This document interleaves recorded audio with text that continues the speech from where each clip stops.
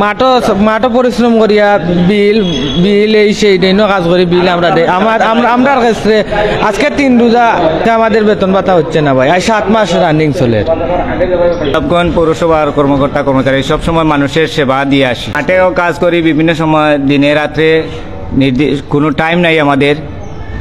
আমরা সবসময় মানুষের সেবা দেই, কিন্তু আমাদের একটাই দাবি, আমাদের বাংলাদেশে যখন শেখ হাসিনা পতনের পর একটা সমস্যা হয়েছিল, তখন আমাদের বেতন ভাতাগুলা একটু কমানি হয়।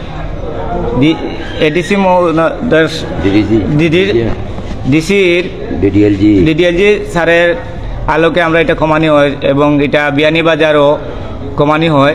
কিন্তু কিছুদিন পর বিয়ানীবাজার সহ সারা বাংলাদেশের সকল পৌরসভার বেতন ঠিক হয়ে যায়।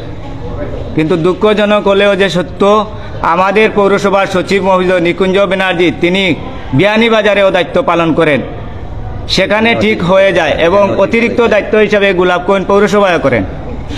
কিন্তু আমরা এই দুই জায়গায় দুই ধরনের নিয়ম, যেটা এক ধরনের নিয়ম থাকার কথা, কিন্তু একই অফিসার দুই জায়গায় থাকেন, দুই ধরনের নিয়ম করেন।